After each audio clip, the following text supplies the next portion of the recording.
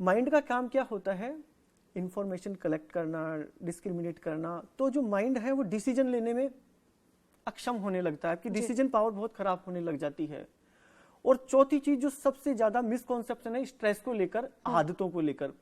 जब कई लोग बहुत लंबे समय तक तनाव में रहते हैं तो वो क्या करते हैं कि कुछ ऐसी चीजों का सहारा लेने लगते हैं कि उन्हें लगता है कि उनका सहारा लेने से उनका तनाव खत्म हो अच्छा, अभी जाएगा। आपने यहाँ पर डिसीजन को लेकर बात की। अगर कभी किसी व्यक्ति के साथ ऐसा होता है कि वो बहुत ज्यादा कंफ्यूज रहता है, डिसीजन नहीं ले पा रहा है, उसको लगता है कि मुझे ये चीज करनी चाहिए, नहीं करनी चाहिए, फिर एक ही चीज को वो 10 लोगों से पूछता है, तो ये मान लेना चाहिए कि वो भी तनाव में है? हाँ, वो कहीं ना कहीं तनाव में है जी। हाँ, जब हम स्ट्रेस में होते हैं तो हमारे सामने बहुत सारी गलत आदतों को अपना लेते हैं। जैसे कि कई लोग क्या करते हैं कि बहुत तनाव में होता है तो धूम्रपान शुरू कर देते हैं, सिगरेट पीना। हाँ। कुछ लोगों को लगता है कि सिगरेट पीने से उनका तनाव चला जाएगा, लेकिन आपको पता है स्मोकिंग बहुत इंजीरियस है हमारी हेल्थ के लिए। जी। कुछ लोग शराब पीना शुरू कर देते हैं, उससे हमारा बॉडी खराब होता है। कुछ लोग ड्रग्स लेना शुरू कर देते हैं, उससे भी हमारा इम्यून सिस्टम पूरा खराब होता है। कुछ लोगों को लगता है कि स्ट्रेस में रह के वो, उनको पता ही नहीं होता, अनकॉन्शियसली वो बहुत ओवर ईटिंग हो जाता है उनका हैबिट, कि वो हमेशा खाते ही रहते हैं जी। तो ज्यादा खाओगे तो भी आपका घर कूड़ा घर हो जाएगा। तो नेगेटिविटी को हटाओ तो ये कीड़ा अपने आप चला जाएगा। और योग इसके अंदर बहुत फायदा करता है, जिसमें आसन है, प्राणायाम है, ध्यान है, योग निद्रा है। इनका अभ्यास निश्चित ही आपकी पर्सनैलिटी को बहुत ज्यादा डेवलप करेंगे और अपने आप ही आप महसूस करने लगेगी। जो अभी आपने कहा ना कि जब आप कंफ्यूजन में होते हो तो आप 10 लोगों से सवाल करने जाते हो, आप एक लंबे समय तक योग अभ्यास करने के बाद आप इसका उल्टा पाएंगे आपके जीवन में, कि अब आप 10 लोग आपके पास आ रहे हैं उनकी प्रॉब्लम को सोल्व करवाने के लिए। तो ये योग का चमत्कार है। चलिए, तो योग का जो चमत्कार है वो हम यहाँ पर देख लेते हैं और आपसे योग सीख लेते हैं कि किस तरीके से हम अपनी जिंदगी में खुश रह सकते हैं। और जब हम खुश रहते हैं तो हमारे आसपास के जो लोग हैं वो भी किसी के चेहरे को देखकर उनके चेहरे की मुस्कुराहट जो है वो अपने आप ही आ जाती है। तो आसान से आसन को लेकर हम यहाँ पर बात कर रहे थे, क्योंकि घड़ी की जो सुइयां हैं बड़ी तेजी से चल रही हैं, तो मुझे लगता है कि हमें आसान से आसन पर आ जाना चाहिए। हम 4-5 आसन इसमें जो सिंपल है, जो सब कोई कर सकते हैं, उनको हमें करना चाहिए। जैसे कि सूर्य नमस्कार का अभ्यास है। इसके अलावा खड़े होने में वाले एक वृक्ष आसन का, जिससे हमारा बॉडी माइंड दोनों का इससे बैलेंस होता है और आपका कंसंट्रेशन पावर, आपका ध्यान की स्थिति बढ़ती है जी। इसके अलावा शशांक आसन है, वज्रासन है। शशांक आसन से आपका ब्लड का सर्कुलेशन आपके ब्रेन की तरफ बहुत बढ़ता है, वो आप कर सकते हो। आप शवासन कर सकते हो, उससे आपको बहुत तनाव में मुक्ति मिलती है, आपके ब्रेन सेल्स को बहुत रिलैक्सेशन मिलता है। तो ये चीजें हम कर सकते हैं और अभी उनका अगर हम डेमोन्स्ट्रेशन करेंगे तो दर्शकों को ज्यादा फायदा होगा देखकर। बिल्कुल। मैं आपको पहले ये एक सूर्य नमस्कार से हम प्रारंभ करते हैं। एक सूर्य नमस्कार करेंगे और मैं सलाह देता हूं कि कभी भी आप शुरुआत खुद से ना करें, अपने आप को एक योगा मास्टर के पास ले जाएं जो अच्छे एक्सपर्ट हो, और उनसे पहले सीखे, फिर आप स्वयं बाद में शुरू कर सकते हैं। तो आइए हम शुरू करते हैं पहले सूर्य नमस्कार का अभ्यास। तो सूर्य नमस्कार के लिए आप पहले सीधे स्थिति में खड़े हो जाते हैं और पहले अपने आप को वार्म अप भी कर लीजिएगा, लेकिन समय अभाव है इसलिए हम सूर्य नमस्कार का अभ्यास करेंगे।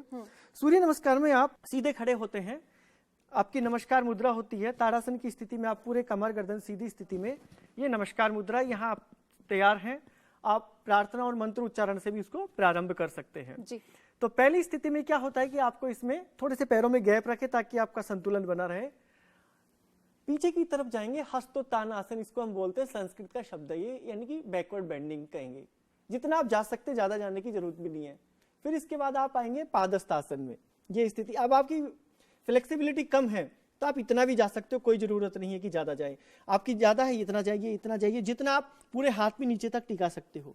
यहां से अब क्या करेंगे कि आपके राइट लेग को पीछे लेके जाएंगे, उसे बोलते हैं, ये था पादस्थ आसन।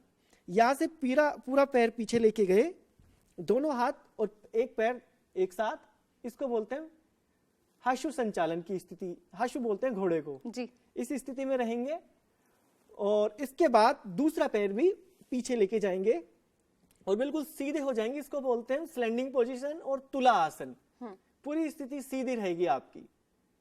यहां के बाद आप साष्टांग नमस्कार जैसे मंदिर वगैरह में हम करते हैं, जाते हैं, तो वहां पहले घुटनों को टिका देंगे, छाती को, आपकी ठुड्डी को और दोनों हाथों के, यानी कि शरीर के 8 अंग जमीन पर हैं और इस स्थिति में आप हैं।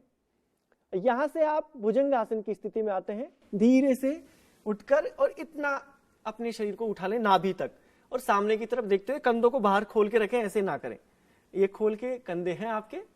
फिर यहां से आप आते हो पर्वतासन की स्थिति में। दोनों पैर के पंजों को अंदर ले लीजिए।